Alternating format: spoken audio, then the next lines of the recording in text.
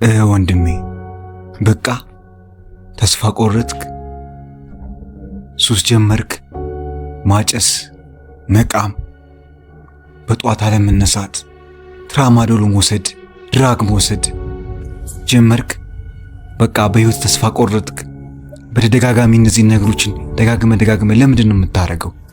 አውቃለሁ እኮ ወንድሜ አውቃለሁ። ትልቅ ጭንቀት አለብህ። ቤተሰቦች ይጨቀጭቆሃል። ስራ ቤት ተቀምጠሃል። ነገሮች በመንገድ እየሄዱ አይደሉም። ሁሉም ነገር አንተ እንደምትፈልገው እየሄደ አይደለም። በዚህ ምክንያት ሱስ ጀምረሃል። በዚህ ምክንያት ተስፋ ቆርጠሃል። በዚህ ምክንያት ታማርራለህ። በዚህ ምክንያት ራስን ለማጥፋት ብዙ ጊዜ ታስባለህ።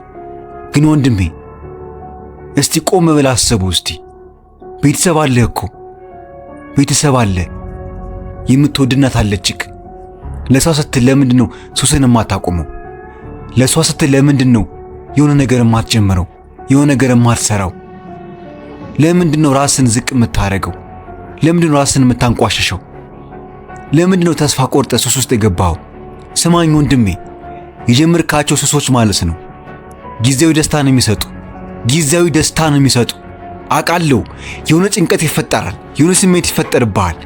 በዛን ጊዜ ያንን ሱስ ያንን ድራግ በምትጠቀምበት ጊዜ ያንን ሐሳብና ጭንቀት ያስረሳሃል። ግን ከትንሽ ደቂቃ በኋላ ያን ነገር ድጋሚ ካልጠቀምክ ወደዛ ሐሳብ ውስጥ ትገባለህ፣ ጭንቀት ውስጥ ትገባለህ። ከዛ ድጋሚ ያንን ነገር ለመጠቀም እዛ ሱስ ውስጥ ድጋሚ ራስን ለመክተት ትሞክራለህ። ስማኝ ወንድሜ፣ ድራግና ሱስ ፌክ የሆነ ደስታ ነው የሚሰጥህ። እውነት ጭንቀትህ ማስለቀቅ ከፈለክ፣ እውነት ያሉብን ችግሮች ማላቀቅ ከፈለክ መጀመሪያ ራስህን ቀይረው። መጀመሪያ ያሉብን ሱሶች አቁም። ከዛ መጀመር ያለብን ነገር ጀምር። መስራት ያለብን ነገር መስራት ጀምር። ስለዚህ በቻልከው መጠን ያንን ሱስ አቁመው። ወንድ መሆን ማለት እኮ ወንድሜ፣ እውነተኛ ወንድ አይጠጣም፣ አያቅምም፣ አያጨስም፣ ድራግ አይወስድም፣ ሱስ ውስጥ አይገባም። እውነተኛ ወንድ ማለት ነው ራሱ ለስሜታዊ ጊዜ ብለው መስዋዕት አያደርግም።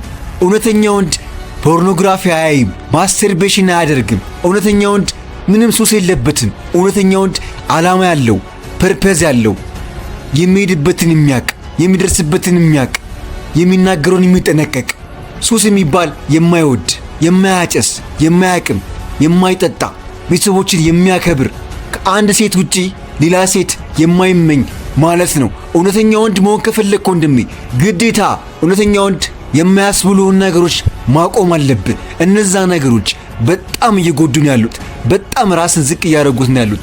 እነዛን ነገሮች አሁን ማታቆም ከሆነ አሁን ማተዋቸው ከሆነ የወደፊት ህይወት የወደፊት እጣ ፋንታ ይበላሻል። ወደፊት እኮ ወንድሜ ትዳር ይኖርሃል፣ ሚስት ይኖርሃል፣ የራስ ኑሮ ይኖርሃል፣ የራስ ስራ ይኖርሃል። ያን ምን ልትሆን ነው? አሁን ሱስ ጀምረ ያን ምን ልትሆን ነው?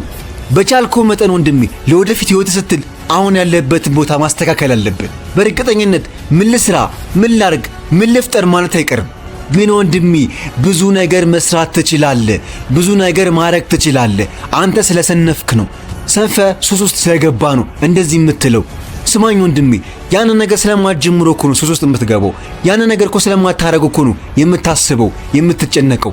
እኔ ምን ማሳካት እንደምፈልግ አላቅም። ዓላማን ፐርፐዝን አላቀውም። ግን ያ ነገር አሁን ካልተጀመረ ወንድሜ፣ አሁን ካልተጀመረ ከዛ ሱስ አትወጣም። ከዛ ጭንቀት ውስጥ አትወጣም። ከዛ ከሚያስጠላ ገሃነም ህይወት ውስጥ አትወጣም። ቆይ ሱሰኛ ሆነ ወንድሜ የልደርስ ነው? ምን ያረግልሃል? ምን ጠቀመ እስከ ዛሬ? እስቲ ምን ጠቀመ? ሐሳብን አስረሳው፣ ጭንቀትን አስረሳው፣ የምትፈልገውን ነገር ሰጠክ፣ የምትፈልግበት ቦታ ላይ አደረሰክ። እስቲ ወንድሜ ንገረኝ፣ ለምንድን ነው የማይጠቅምህን ነገር ለህይወትህ ለራስ የማይጠቅምህን ነገር የማታስወግደው? ለምንድን ነው በራስ የምትቀልደው? ለምንድን ነው ራስን የማትንከባከበው? ለምንድን ነው በራስ መተማመን የማይኖርክ?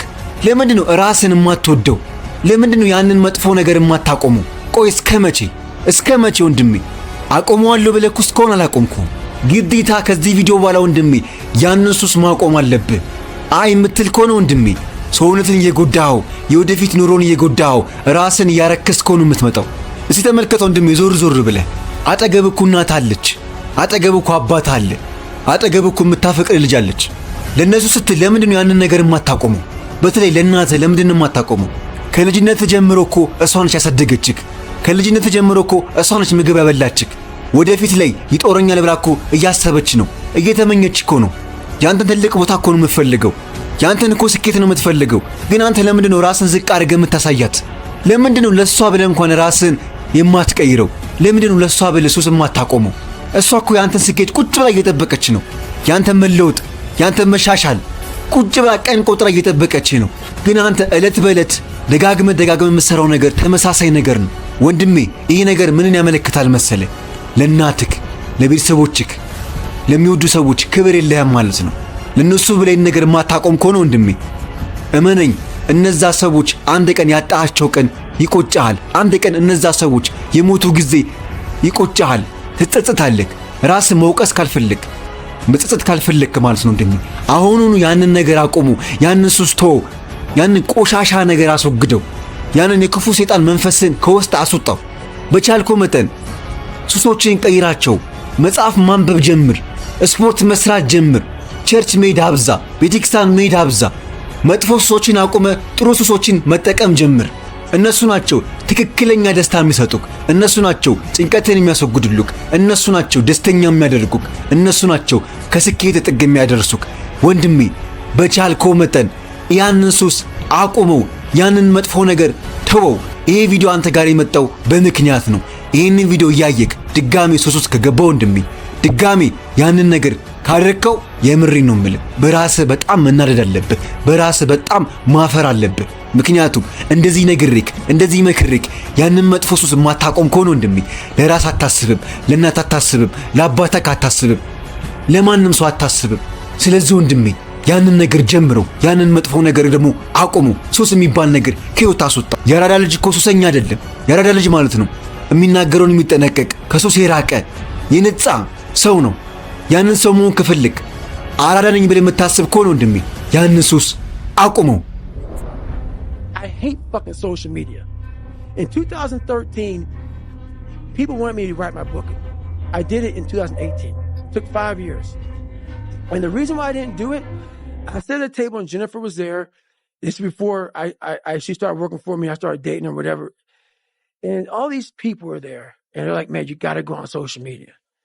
And I was like, fuck you, man. Like, I'm not, it's poison. It's poison because I knew what I did to get where I am. And I'm going to have these people, these normal, everyday people, fat, lazy, is exactly who I was, judging me. Because I know it, because I was once them. All my hard work, all my dedication, I'm going to have some normal dude get his little brownie, his little ding-dong, ho-ho Twinkie, sit there with his coffee, picking me apart. Oh, he must be unhappy. He's just, do you know how hard it is to put these shoes on every damn morning? I'm going to have you pick me